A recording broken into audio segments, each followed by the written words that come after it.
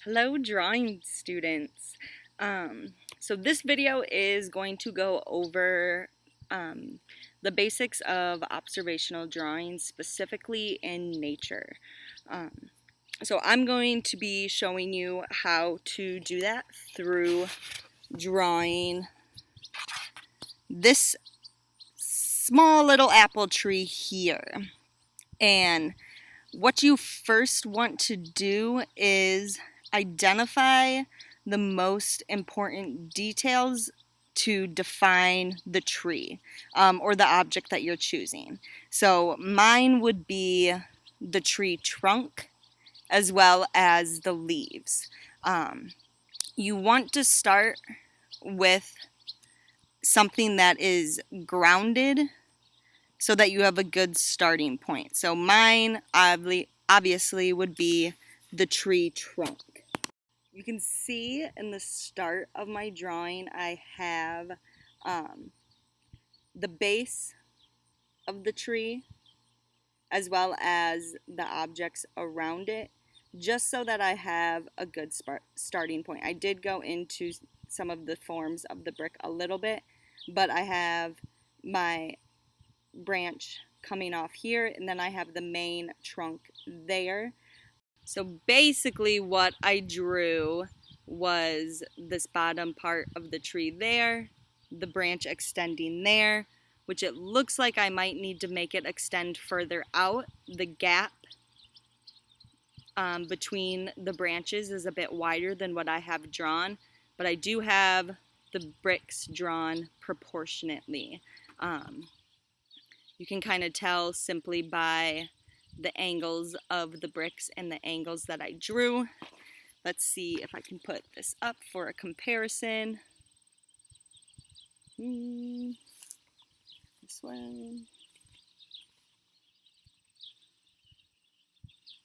So you can see I drew the bricks, but it looks like my gap is a little too narrow in between the branches. So I'll go ahead, erase and fix, which as you go about this, don't be discouraged.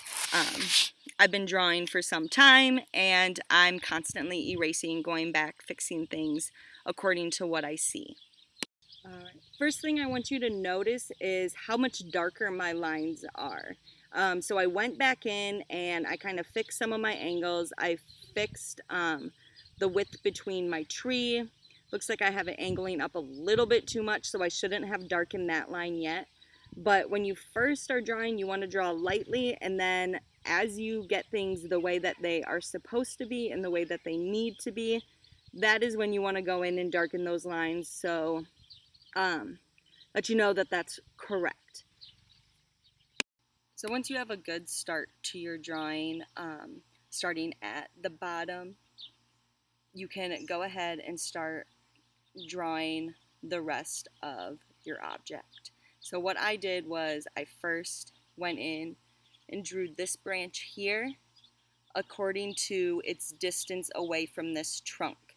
So you can see I have similar distances, and then I just keep extending that branch up based on the distance between this one here and this one here. It's also similar over here from this one here to the other one there. It's very hard to point in reverse. So really estimating the distances between something as you're drawing them is going to help you tremendously with proportions, especially when you're drawing from life and you don't have that frame around the object to help you with those distances and with those proportions. So next, what you're going to do is just keep doing that. If you're drawing a tree, whatever it is you're drawing, just keep drawing that main part of the object first.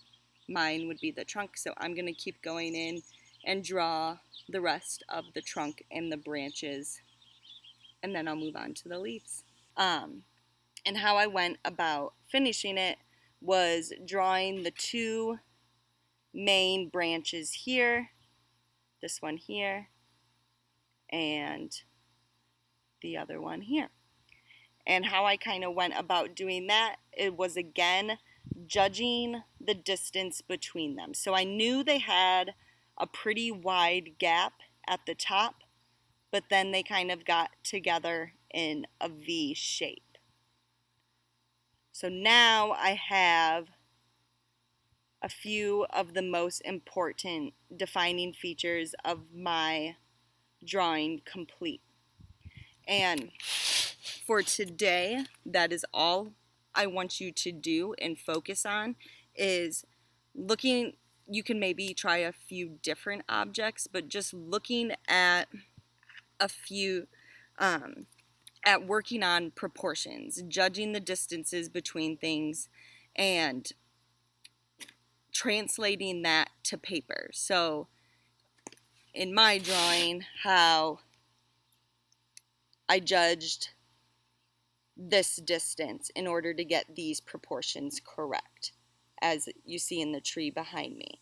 And then I went ahead and I judged these proportions, which, looking at my drawing now, I could maybe go back in and fix them up a little bit, make them come a little closer, because it looks like they don't spread as far apart as I have them here initially. I have a very wide open V, where if you see back here, it's not quite as wide open of a V.